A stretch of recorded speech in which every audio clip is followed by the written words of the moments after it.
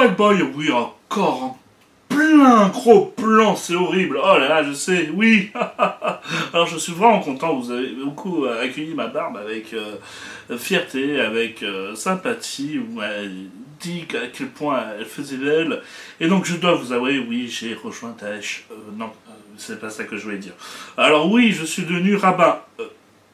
Non, c'est pas ça non plus. Alors oui, effectivement, j'ai prévu de la garder.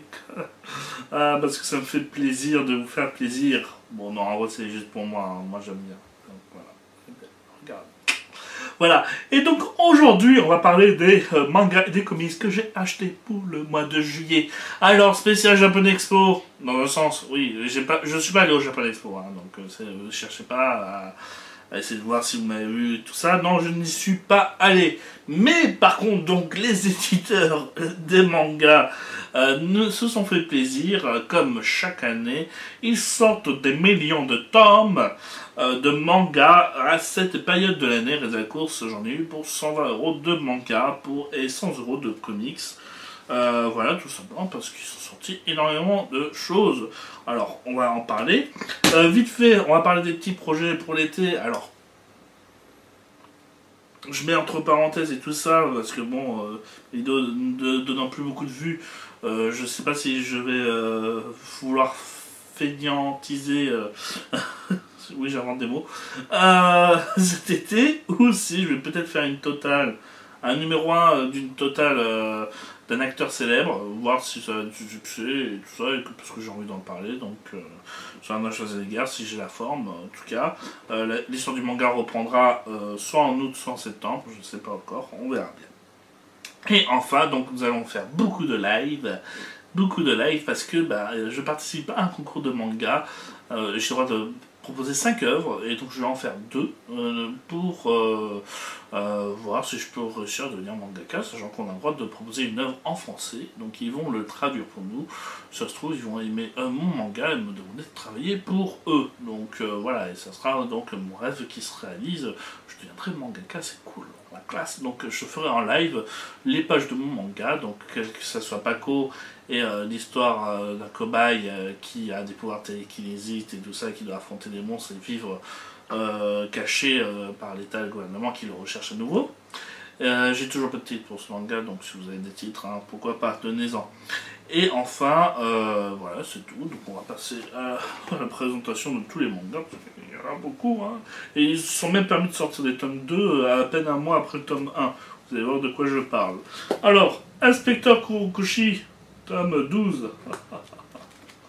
Donc voilà, c'est toujours du classique enquête et tout, avec un gars totalement troll qui s'amuse à détruire les ripoux en étant un ripou lui-même. C'est des visages très rectangulaires, toujours un style assez spécial que je n'ai jamais vu auparavant, mais qui rend, donc même avec une mise en scène ordinaire, plate, j'aurais envie de dire, ça rend quand même le tout très passionnant grâce au dialogue et les situations, écrit par l'auteur de 20th Century Boy, Takashi Nagasaki, qui a fait du Libat aussi, donc c'est peut-être pour ça que c'est si prenant.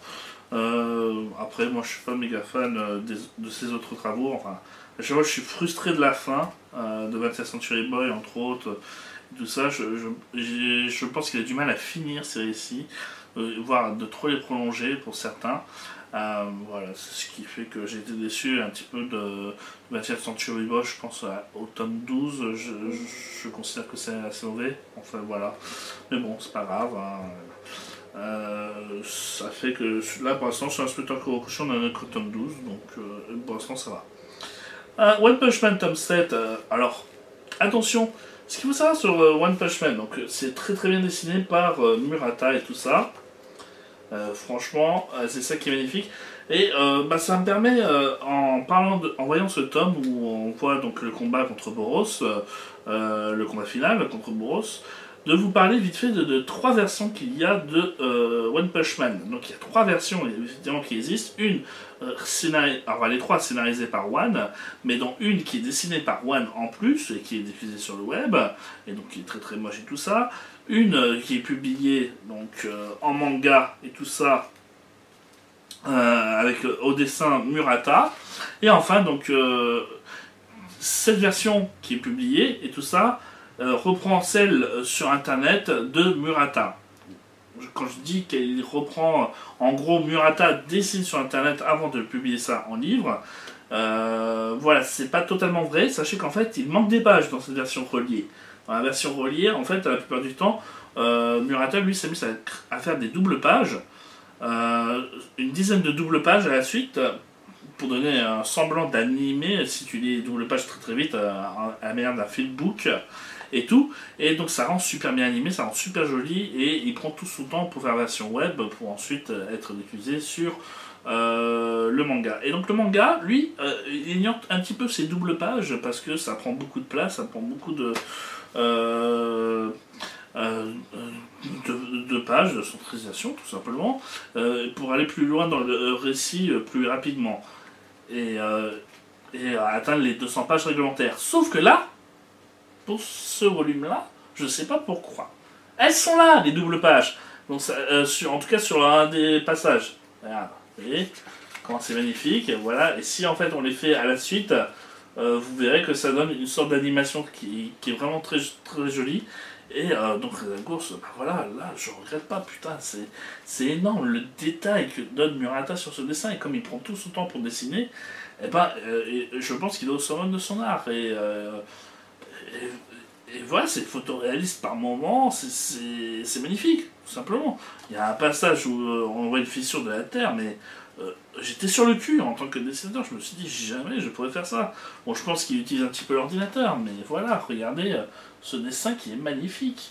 Donc voilà, c'est ce qui fait la grande force de One Punch Man, c'est que derrière, donc on a un scénario de One, effectivement, qui est magnificé, qui est rendu magnifique par le dessin de Murata, tout simplement. Donc c'est ça qui fait que ça a un gros succès à l'heure actuelle. Enfin bon. Space Brover tome 19, donc là j'ai pas lu, donc, parce que j'en ai eu pas mal avant de faire cette vidéo, puisque j'ai pas eu le temps de la faire plus tôt, donc j'en ai profité pour commencer à lire. Space Brover tome 19, donc on continue un petit peu toujours de raconter l'histoire de ces deux frères qui veulent ensemble visiter la Lune et tout, avec des petites situations. Comment dire, voilà, c'est un petit peu la vie de tous les jours et tout ça, donc il n'y a pas vraiment de suspense, il n'y a pas vraiment d'anecdotes, on va dire c'est juste sympa à lire, mais c'est pas du chef-d'œuvre avec des rebondissements et tout ça, c'est des trains de vie, c'est voilà, que somme toute assez banales, donc voilà, et qui nous apprend un petit peu quelles sont les épreuves à faire pour être cosmonaute. Bon, voilà. Ça n'a rien de formidable, mais ça reste largement plaisant. Dragon Ball Super, tome 2, voilà, avec le dessin de Toyotaro, et au scénario Akira Toriyama. Et comment dire, voilà, s'il y a bien un reproche que j'ai à faire à Dragon Ball Super, l'animé c'est plus ou moins de la merde, enfin ça reste moyen merde, voilà, ça dépend des épisodes et tout ça. Bah le manga, putain, a une énergie folle. Voilà, je considère aucun des deux, que ce soit l'anime ou le manga, qui est une vraie suite au manga, au vrai manga Dragon Ball. Je considère que c'est en fait un fanart, comme ça je suis pas trop déçu des incohérences et tout. J'expliquerai un jour dans une vidéo pourquoi je trouve Dragon Ball Super, l'anime en tout cas merdique.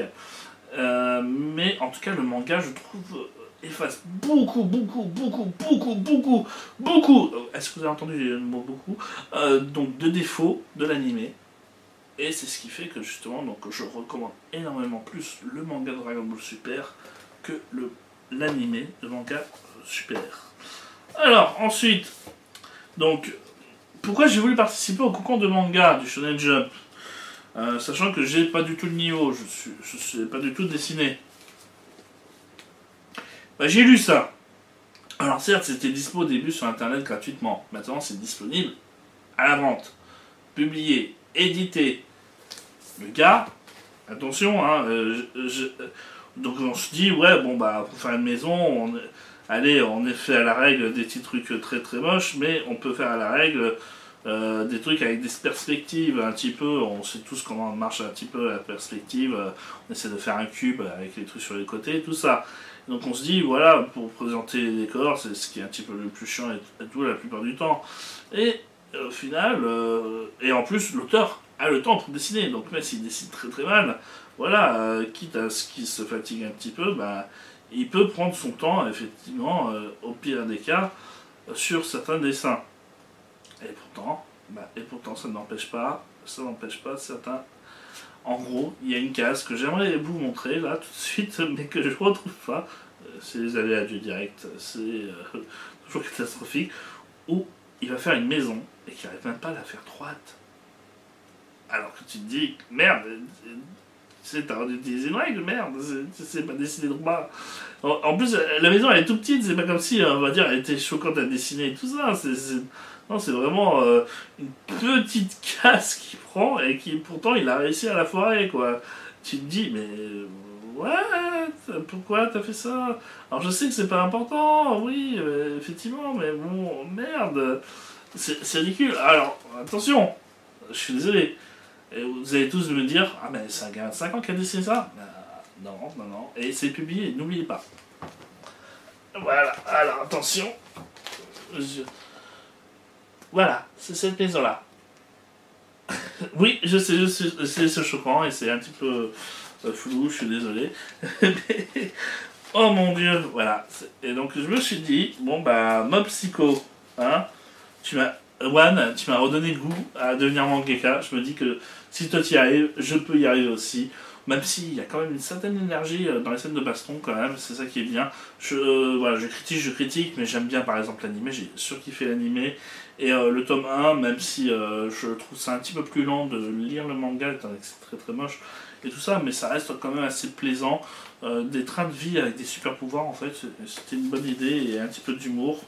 Donc voilà, ça se laisse regarder, ça se laisse lire. Contrairement, c'est à l'atelier qui l'a critiqué le manga, mais non, moi je trouve qu'il a des bonnes qualités qui se voient petit à petit. En gros, One comprend le genre du shonen et le maîtrise extrêmement bien, je trouve. Double Mi de Ankama. Alors ça coûte 5 euros, donc c'est pour ça que je vous recommande de l'acheter.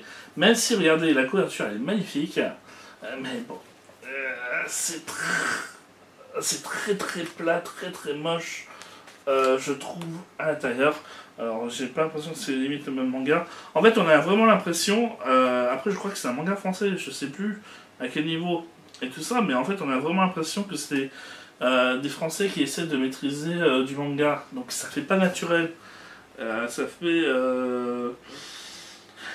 un choc de culture qui bâtard un petit peu, je trouve, voilà, qui me plaît pas plus que ça. Mais je crois qu'en fait, si, c'est vraiment dessiné par un japonais, hein, mais qui avait du mal à trouver du boulot au Japon, et donc les Français lui ont trouvé un scénariste et lui ont trouvé du boulot, mais bon, derrière, voilà. Mais c'est le scénario qui m'a donné envie. Je l'ai toujours pas lu, donc là aussi, je pourrais pas vous dire qu'est-ce que j'en pense réellement. À fond, mais voilà, il y a un scénario à la Black Mirror, effectivement, comme il vise, où on montre les dangers, les thématiques des nouvelles technologies et leurs conséquences, ce qui fait que ça m'a plu l'idée de le lire, comme je l'ai dit, encore une fois, pour 5 euros, le premier tome, donc vous pouvez vous permettre de l'essayer, c'est jusqu'au 31 décembre d'ailleurs, cette promotion. Après, sachez que ce sera un petit peu plus cher. Association Classroom, tome 17, donc toujours de Yuse Matsui. Voilà. Je trouve qu'il s'amène. Alors, contrairement à Neuro, c'est largement mieux dessiné. Voilà, c'était le premier auteur de ce manga, ça se voyait un petit peu. Là, je trouve qu'il s'est beaucoup amélioré, qu'il fait beaucoup plus de beaux dessins, avec des expressions vraiment excessives. Je trouve, on est vraiment, en plus, dans un tome entièrement dédié à une baston, à une guerre entre les élèves, pour savoir si ils tuent ou non Koro, Sensei. Et je trouve que c'est vraiment pas banal, justement, de voir ça dans ce manga. Donc Association Classroom, c'est du bon. En plus, c'est bientôt fini. Donc ça a eu le mérite de durer le temps que vous voulez raconter l'histoire et de pas trop se prolonger, même s'il y a eu des petits chapitres. On sait qu'ils ont été inutiles et que c'était pour prolonger un petit peu le récit. Mais derrière, ça n'a pas duré 50 tomes jusqu'à lasser tout le monde. Donc, Tu seras un saumon, mon fils, tome 2. Toujours bien dessiné. Alors, j'ai lu le tome 1, au final. Je pas encore lu le tome 2. Comment dire? C'est assez choquant de voir ça. Donc vous avez un scénario quand même complètement loufoque où un gars va se masturber dans une rivière et va enfanter d'un enfant poisson humanoïde. Et donc vous écoutez ce scénario-là et vous dites ouais c'est loufoque, c'est complètement fou, ouais. Et en fait c'est super sage. C'est limite pour créer un drame à la fin, je pense, le manga, donc c'est ça qui est choquant. En plus, il y a un dessin très très très réaliste, donc c'est pas du tout très comique dans ce sens-là, même si justement ça permet de voir des visages vraiment très expressifs et goulûment idiots et tout ça, mais derrière en fait on a l'impression que l'histoire veut faire expliquer les responsabilités au héros qui justement va découvrir le fait d'être père, d'assumer tout ça. Et en gros, ils prennent ça très au sérieux, justement l'histoire. Donc c'est ça qui est étonnant. Donc je sais pas trop où ça va. J'étais un petit peu décontenancé quand j'ai lu le premier tome. Donc normalement, il n'y a que 2 tomes. Donc je vais enfin voir la conclusion de tout ça, donc ça permet de pas trop lasser justement, parce que je pense que le délire déjà sur 2 tomes c'est déjà pas mal, mais derrière bah voilà c'est moins de ce que je pensais que ça serait, donc je suis déçu dans ce sens là, après ça reste pas trop mauvais, donc on reste comme ça. Toriko tome 37, donc on est toujours du shonen vieux classique et tout ça, toujours scène de baston, non-stop avec de la cuisine. Là il y a un petit tournoi de cuisinier, entre autres, donc on met un petit peu plus en avant d'ailleurs sur ce tome, je trouve que ça se faisait pas trop, on avait surtout en place les gourmet hunters, ceux qui recherchaient la nourriture pour la capturer. Bah là je trouve que c'est le premier tome où on laisse un petit peu plus en avant les cuisiniers. Donc Matsu et tout ça. Donc c'est pas négligeable, ça change un petit peu l'univers. Et on commence à voir donc l'ennemi principal qui se termine, de toute façon ça se termine en 5 tomes, donc 42 tomes pour Toriko. C'est ça qui est dommage, c'est que c'était sûrement un des meilleurs shonen neketsu actuels. Mais qui n'avait pas de succès. Enfin, pas trop. Enfin, assez pour continuer, mais pas trop. Parce que ça aurait pu continuer encore plus longtemps. My Hero Academia tome 9. Alors là, je l'ai lu donc aussi, donc je peux me donner mon avis. Par contre, je suis extrêmement déçu. Encore une fois, ça ressemble un petit peu à l'arc où, dans le tome 3 ou 4, où il y a les méchants qui viennent et donc ils vont devoir se combattre contre les petits. Donc là, ils veulent capturer en fait les gentils qui ont un côté méchant en eux, donc on sait tous de qui on parle, et tout, et donc c'est baston sur baston et tout ça, et il n'y a plus l'effet d'épreuve. En fait, ce qui m'énerve un petit peu, c'est que on est encore trop tôt pour ajouter des méchants, les méchants elles sont sans intérêt, j'ai envie de dire. Derrière, ils se sont défoncés malgré tout. Il y a même le méchant principal qui dit oui je veux pas y aller parce que bon je suis trop fort pour eux, donc voilà il faut jouer comme un RPG, je jouerai au dernier niveau, donc en fait les méchants sont vraiment pourris dans cette série, donc il faut arrêter de s'y intéresser pendant encore un long moment, surtout que là donc les héros sont encore en plein apprentissage, donc sont censés être débutants. Et derrière, ils arrivent quand même à défoncer les méchants, donc ça décrédibilise encore plus les méchants. Ça les rend encore plus honteux. On se dit ça sert à rien de les amener pour l'instant à l'heure actuelle, parce que ils sont mauvais. Donc voilà. Donc c'est un tome entier. J'ai très envie qu'on passe à autre chose très vite. Enfin bon. Jojo tome 5 avec la fin de la ville, des chantages et tout ça, que je trouvais ça super kiffant.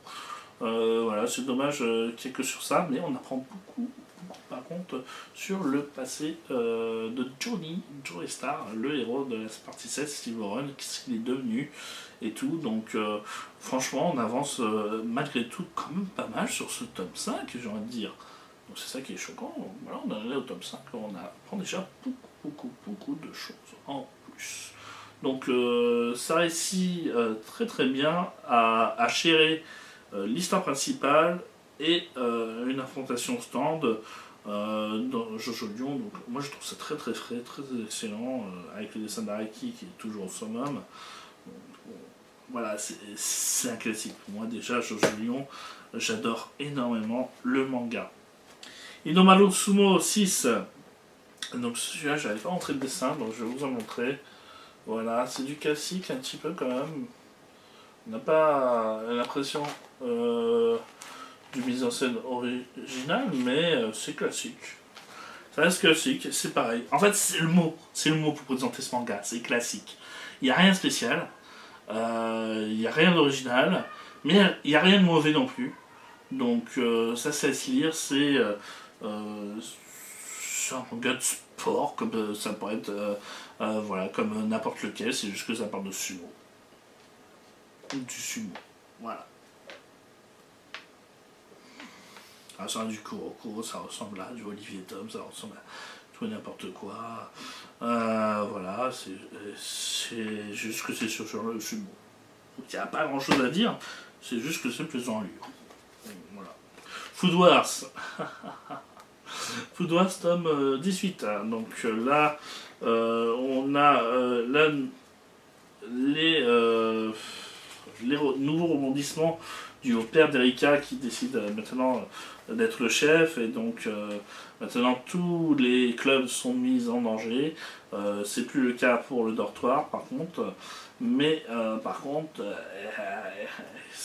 il y a une ambiance délétère assez et des changements qui s'opèrent au niveau de l'organisation qui fait qu'il va y avoir pas mal de nouvelles bastons, je pense, contre la nouvelle organisation.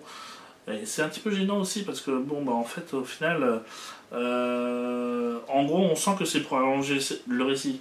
Et c'est ça qui est dommage. C'est qu'au début donc Soma donc il doit affronter 10 chefs, bah maintenant il doit affronter 10 sous-chefs avant d'affronter les 10 chefs. Alors que bon il a réussi à en battre un déjà dans ce manga, dans ce tome. Là s'il dit ouais t'étais pas à fond, tout ça, donc je pense que je t'ai pas battu. Mais voilà, on se rebattra. Et donc c'est chiant parce que ça dure longtemps. Son père, lui, il était déjà dans le top 10, alors que lui, le fils, par contre, il galère à être dans le top 10. Donc j'ai envie de te dire, ouais, bon, bah t'es pas si bon que ça au final, alors fin de ta gueule. Enfin bon, il met du temps. Prisonnier Riku, tome 22. Alors, on arrive plus ou moins à la fin de l'arc de l'évasion, avec un rebondissement à la fin du tome, que bah, je voulais brûler le manga. Je vous le dis tout de suite, ça m'a énervé. C'est tout ça pour ça. Et en plus, le pire, c'est que derrière, au beau milieu du manga, on te fait au moins 4-5 chapitres pour dire oh, des tristes pour toi qui est mort, oh là là, parce que oui, il y en a un qui est mort dans l'évasion et tout ça. Ah oui, oh, on est beau, tout ça, je te pleure. Et paf, rebondissement final, et tu... Sérieux? Tu te fous de moi, manga? Tu te fous de... Non, mais si, tu te fous de moi. Non? Beaucoup, un petit peu même, je trouve. Voilà. Et j'ai lu le top 23 sur internet pour être sûr et certain que ça n'allait pas ramener sur ça. Bah si, ça ramène sur ça.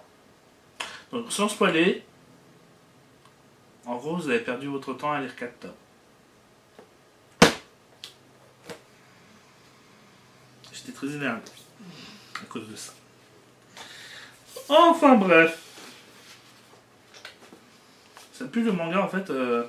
Celui-là aussi, derrière, il a eu du succès, donc il a fait durer pour rien. Ça m'énerve. D'études, tome 5. Enfin, on voit la fin de l'arc slasher qui est pas original du tout pour un sou, mais qui permet de voir son lot de gore et de violence et de sexe et tout ça. Bon, bah, après, c'est un problème avec des tubes, avec l'arc slasher, c'est que voilà, t'as eu 3 premiers tomes de folie, et t'as eu le tome 4 et 5 qui racontent un seul et même arc, et qui est plus long l'arc final, mais qui est le moins original, donc on aurait aimé plutôt que ce soit l'inverse, que ce soit rallongé plutôt les récits d'avant. et Sherlock tome 2. Alors normalement, si c'est comme le tome 1, en gros, c'est vraiment un copier-coller de la série. Donc, et le tome 1, c'était le premier épisode. Donc normalement, là, je devrais avoir l'épisode 2, logiquement, dans sa totalité, en 200 pages. Donc, on verra bien. Je ne l'ai pas lu encore. Mais en tout cas, c'est bien fait, hein. Vous pouvez le voir. Bonne mise en scène et tout ça. C'est juste que bah, voilà, les délires visuels de la série, que j'adore énormément, bah, sont pas mis en scène dans ce manga. Et donc, c'est le seul petit reproche qu'on pourrait lui faire, donc qui manque un petit peu d'énergie par ce délire visuel. Avant de parler des comics, je vais parler vite fait de 2 magazines que j'ai achetés, donc Otomo Pop Culture, qui s'amuse à faire une couverture très typée années 80 des magazines japonais de l'époque. Il y a même marqué sur le côté 1987 comme date de sortie, ce qui est totalement faux. Juin 1987, voilà, et, avec des vieilles couvertures et tout ça. Bien entendu, ça lui permet de parler de tout et de n'importe quoi. Là, on va parler par exemple du combat de robots géants qui va avoir lieu entre les Américains et tout ça. Ouais, voilà, avec la couleur rose. Un petit peu comme les Shonen Jump, vous voyez, qui utilisent du vieux papier, alors que bon, c'est juste là une couleur différente du papier. Et donc il y a les robots géants japonais qui est dispo à 1 million de dollars si vous l'avez, qui est disponible sur Amazon Japon, hein, vous pouvez l'acheter et tout ça, il n'y a pas de problème. Il est magnifique, franchement, il roule jusqu'à 50 km/h. Franchement, j'ai 1 million, je le dépense. Sur ça, je vous le dis tout de suite, j'achète ce robot. Et donc il y a des Américains qui ont essayé de créer leur robot et qui ont dit ouais, on vous affronte et tout ça. Donc les Japonais ils ont accepté. Il y a la date du défi du combat qui va bientôt arriver. Et donc lui, ils font un petit article de 4 pages dessus où ça raconte l'histoire de la création du robot japonais, ensuite de la création du robot américain, qu'ils ont décidé de se battre, des recettes de gyoza pardon, je crois qu'on dit, sur Mario Sunshine, sur Godzilla, l'Empire d'Essence, voilà, vous avez beaucoup de sujets différents. Moi c'est ça qui me plaît vraiment et énormément, la peine d'essence, tout, Your Name, voilà, c'est vraiment très très ouvert, Satoshi Kon, l'héritage de la Grande Ourse, et bien entendu vous avez même vraiment du vintage japonais qui fait vachement plaisir, là où par exemple à Nimland on va parler que des trucs actuels, bah, nous on a droit un petit peu à du vintage, à retrouver les racines un petit peu de ce qui a fait la culture japonaise dans Otomo. Si vous connaissez Rokirama, en fait, c'est les mêmes personnes qui le font. Donc, au lieu de parler de la culture américaine à travers sa base, Otomo, lui, parle de la culture japonaise dans sa base. Bien entendu, il y a des trucs récents, comme je vous l'ai dit, malgré tout. Comme par exemple, un petit hommage à Satoshi Kon. Le japonais pour les nuls, donc avec le petit CD audio à la fin, je vais essayer d'apprendre le japonais. On va voir si ça marche avec ça. Je vais mélanger ça avec les cours de Ici Japon pour essayer d'apprendre. On verra ce que ça donne. Je me promets rien du tout. Mais bon, on va essayer. Et enfin, donc les comics. Voilà, je sais pas énormément. J'ai un petit peu ça d'ailleurs. Je sais pas.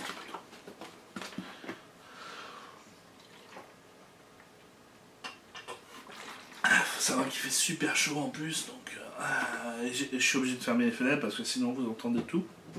Voilà, quand je filme.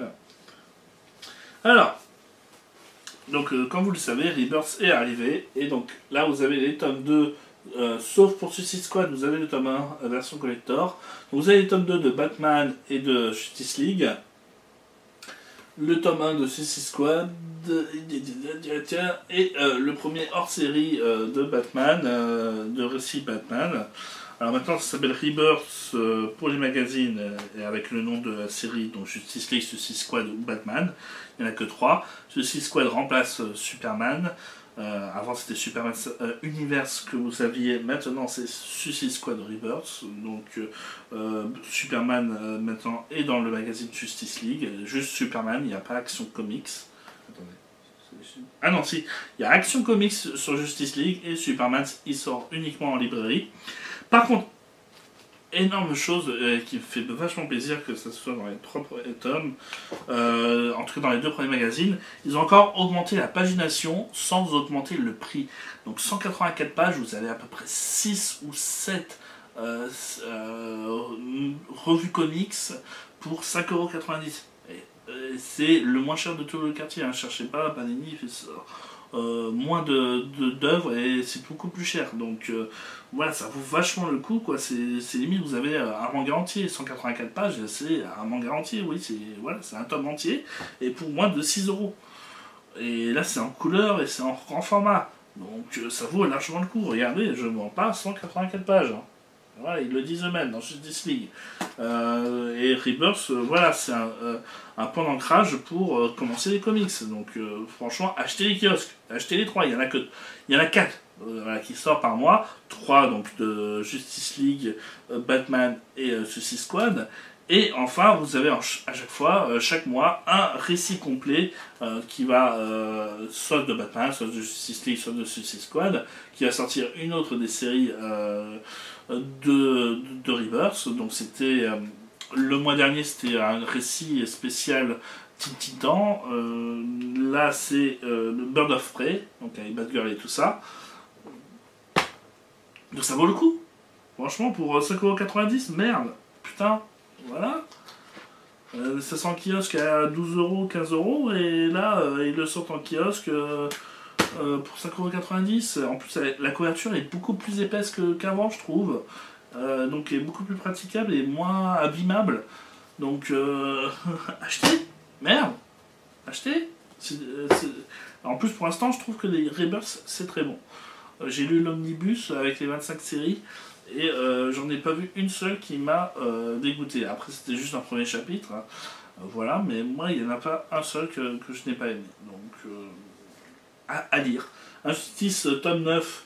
Alors, bon, bah, là, c'est la 5e année. Et donc, ce qu'il faut savoir, c'est que Injustice, donc, chaque année, l'histoire était un petit peu la même. Donc, il y a peut-être un risque de se répéter. Mais moi, je tente le coup, sachant que derrière, voilà, j'ai toujours aimé. Donc Injustice, c'est bien entendu basé sur le jeu vidéo, c'est ce qui se passe avant la fin de Injustice 1.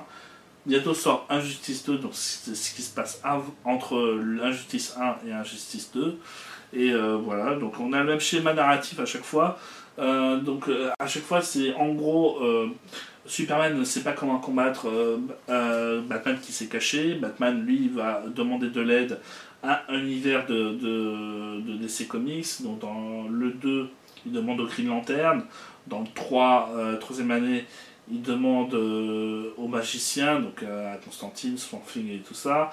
Dans la saison 4, il demandait aux dieux de l'Olympe, donc de Wonder Woman et tout ça. Et donc là, dans la saison 5, là c'est Superman pour changer qui va demander de l'aide aux méchants de DC Comics pour retrouver Batman. Et donc ça va sûrement partir en couille.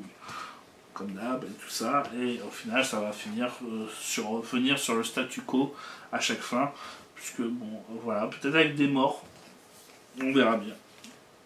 Ensuite, Justice League of America de Grant Morrison, donc série complète en 7 tomes. Il n'y en avait que 3 tomes qui étaient sortis chez Panini Comics. Donc moi je me refais toute la série avec ça parce que bon bah Justice League, Grant Morrison, voilà, c'est un gros kiff quoi, c'est Grant Morrison quand même. Et en clair, on lui a donné une seule importance à une seule indication à Grant Morrison quand on lui a demandé de faire ce comics, c'est qu'il faut que chaque arc, chaque épisode soit complètement mondialement dangereux pour tout le monde et tout ça, qu'il faut que ça pète de partout et tout ça. Donc en gros, vous avez un gros blockbuster à par arc. Donc c'est du surkiff quoi. Vous avez un gros méchant à chaque fois à affronter avec tout le monde qui va devoir utiliser toute sa puissance pour le combattre. Kiffant quoi. C'est du kiff.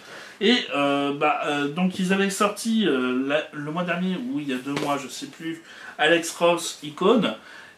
Ils ont décidé de sortir à sa suite Alex Ross Justice. Alors attention, ça coûte 35 balles. Ceci coûte 27 balles.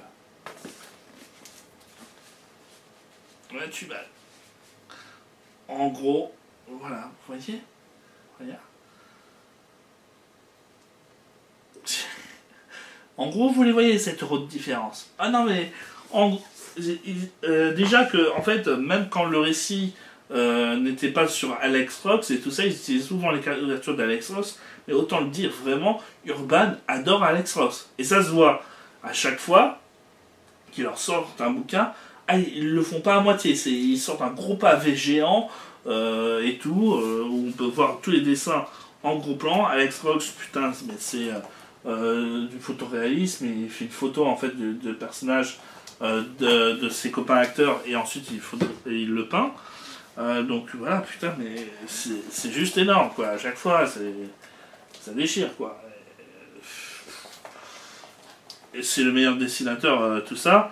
Et donc là, c'est sur Justice. Et donc c'est la Justice League qui va affronter pas mal d'ennemis, là aussi complètement loufoques et différents de ce qu'ils affrontent habituellement. Donc ce que je veux dire par là, c'est que en gros, des fois, en fait, ils vont pas affronter des ennemis, mais ils vont affronter des pestes, des maladies. Donc c'est ça qui rend un petit peu la série originale. Et par contre, donc, ils vont aussi affronter leurs pires ennemis dans l'histoire. Oh là, je vois du Superman qui affronte Batman. Oh là là, et là, par contre, putain, qu'est-ce que c'est beau. Hein. Non, et voilà. Ah non, je vais pas vous mentir, mais... Ah non, mais Alex Ross, il a... D'ailleurs, sachez qu'il y a une exposition Alex Ross. Il y a une exposition DC Comics actuellement, d'ailleurs, donc profitez-en. Allez-y, je crois que c'est jusqu'à fin septembre, si je dis pas de bêtises. J'essaierai de retrouver les dates pour en parler la prochaine fois. Mais en tout cas, voilà, DC annonce du lourd grâce à Urban, donc je leur remercie énormément. Et on a eu aussi du lourd question manga parce que il y avait Japan Expo. Donc le mois de juillet a été fructueux et ça me fait beaucoup plaisir car j'ai de quoi faire. Merci à vous tous. Donc je vous souhaite une bonne journée, une bonne soirée. On ne sait pas où m'en est. Moi en tout cas j'ai pas mal de choses à lire pour ce mois-ci. Alors je vous fais un petit coucou.